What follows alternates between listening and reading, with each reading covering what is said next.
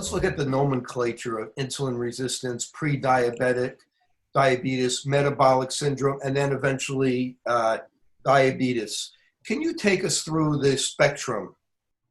Oh, sure, absolutely. All right. So the first thing I want to say is that high blood sugar is the very last thing that you're going to see. It's the very, very, very, very end stage of metabolic syndrome and hyperinsulinemia and insulin resistance.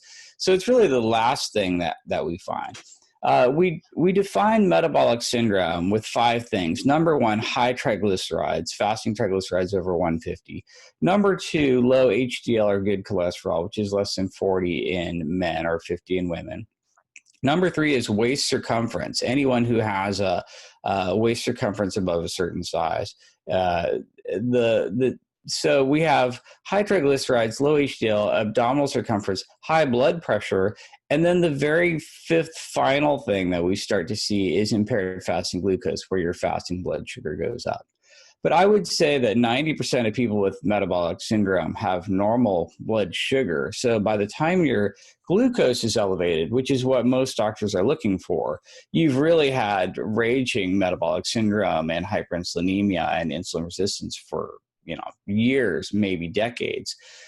So that's metabolic syndrome. It's really this spectrum of energy toxicity where you just get more and more ectopic fat storage in your body, and you're less and less able to deal with the amount of energy you've consumed. And that's why we see the waist circumference going up, the triglycerides going up, the blood pressure going up, and then last of all, the blood sugar going up.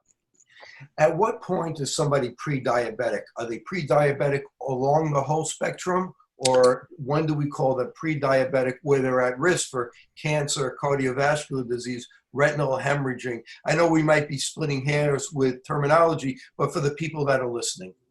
Oh, sure. Yeah. Well, we just artificially draw lines at what is normal, what is prediabetes, and what is diabetes. So fasting glucose, for example, normal would be 70 to 99 for a fasting glucose. Prediabetes would be 100 to 125. If you're 126 or higher, that's diabetes. Or if you're looking at a hemoglobin A1C, normal would be 4.0 to 5.6.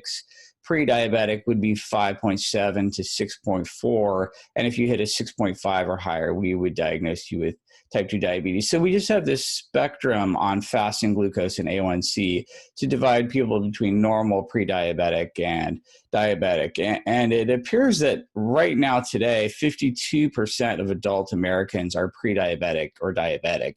So literally the majority of people who walk into your office are going to be pre-diabetic or diabetic, which is pretty scary.